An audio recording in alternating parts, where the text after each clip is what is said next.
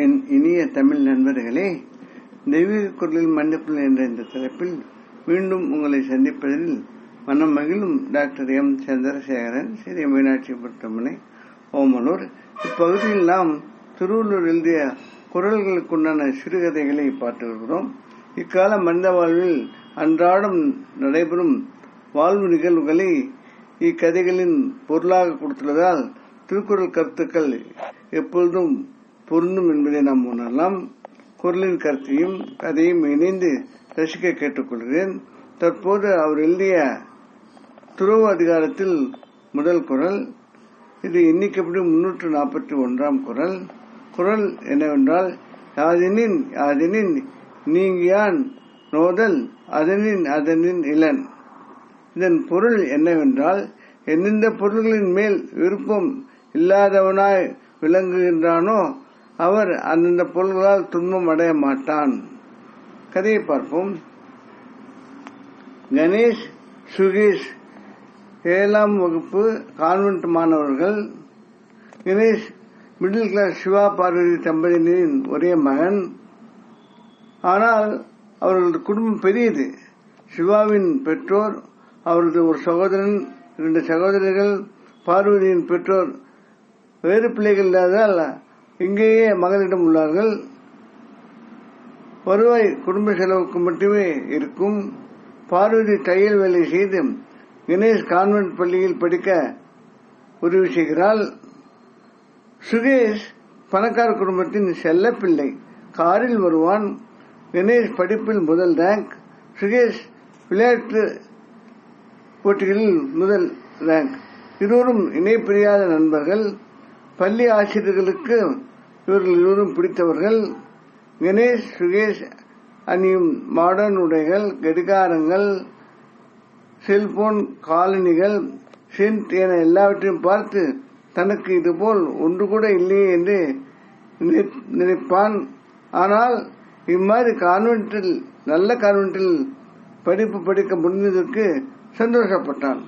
தான் நன்கு படித்து சம்பாதிக்கும் போது தேவையை பொறுத்து வாங்க வேண்டும், அனாவசிய செலவுகள் தவிர்க்க வேண்டும் என்றும் அப்பொழுது நினைத்துக் கொள்வான்.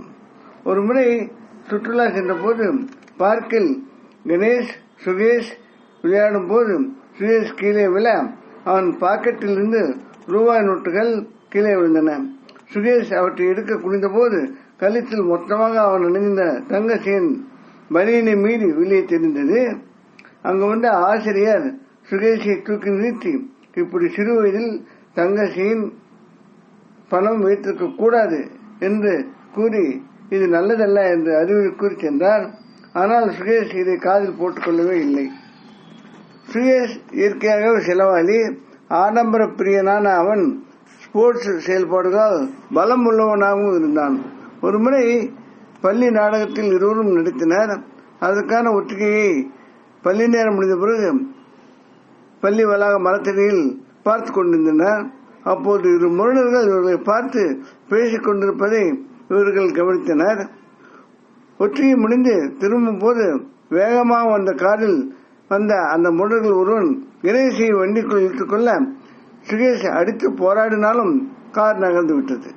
காரில் இருந்த மற்றொருவன் கணேஷை பார்த்து, பையன் மாறிவிட்டான், வண்டியை திருப்பு என்று சத்தம் போட வண்டி திரும்பி சுகேஷ் அருகில் செல்ல கணேஷ் வண்டியில் உள்ளவரிடம் போராடி அங்கு சீட்டில் இருந்த செல்போனை எடுத்துக்கொள்ள அறியாத அந்த முரடன் கணேஷை வெளியே தள்ளி சுகேஷை காரில் ஏற்றி கார் பறந்தது. கணேஷ் ஆசிரியர்களிடம் கார் எண், செல்போன் காட்ட போலீஸ் ஸ்டேஷன் செல்ல அவரும் போலீஸ் ஸ்டேஷன் செல்ல கார் எண், செல்போன் எண் டிராக் செய்து காரை மடக்கினர். சுகேஷ் பல காயங்களுடன் மீண்டான். அவனது பணம், செல்போன், தங்க செயின் யாவற்றையும் கடத்தியவர்களிடம் மீட்டனர். சுகேஷ் கடத்தப்பட்டு அவனது தந்தையிடம் பணம் கறக்க நடந்தது இந்த செயல் என்று அவரும் அறிந்தனர், அதிர்ந்தனர். அன்றிலிருந்து சுகேஷ் விலை மதிப்பான பொருட்கள் எதையும் கொண்டு வருவதில்லை. கணேஷின் சுறுசுறுப்பு, செயல்திறன், புத்திசாலித்தனம் எல்லாராலும் பாராட்டப்பட்டது. கணேஷ் பணக்காரனாக இல்லாததால் தெரியாமல் கடத்தப்பட்டும் பயனில்லை என்று வெளியே அந்த கடத்தல்காரர்கள் இறக்கிவிட்டதால் அவனுக்கு காயங்கள் கூட இல்லை. கணேஷ் தன் கொள்கையில் பொருள்கள் மேல் உள்ள பற்றை நீக்குவதில் உறுதியாக இருந்தான். இத்துடன் கதை முடிகிறது. நண்பர்களே, நமக்கு தேவைகள் பலவிதமாக உள்ளது. அந்த தேவைகளுக்காக பலவிதமாக நம்ம அன்றாட பொருள்களை வாங்குகிறோம், ஆடம்பர பொருள்களையும் வாங்குகிறோம். இதில் ஒன்று என்னவென்றால், அந்த ஒரு பொருள் உபயோகத்தில் இருக்கும் போதே வேற ஒரு வசதிகளுக்காக, வேற ஒரு ஆடம்பரத்துக்காக அதே பொருள் உயர்ந்ததாக வாங்குகிறோம். அந்த மாதிரி செய்யும்போது நாம் அந்த பொருள்களால் பயனடைந்தாலும் அதனால் வரும் பிரச்சனைகளும் நாம் எதிர்கொள்ள வேண்டியிருக்கும்.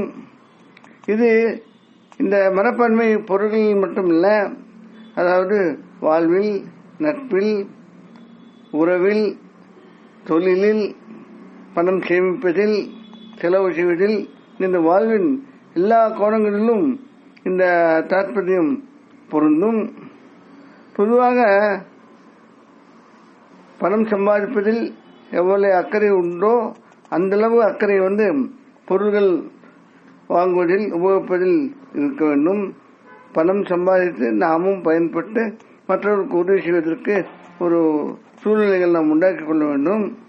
அதனால் பொருள்கள் தேவையை சரியான முறையில் செய்து கொள்ள வேண்டும் என்று திருவள்ளுவர் இக்குறளின் மூலம் கூறுகிறார். நாமும் சிந்திப்போம்.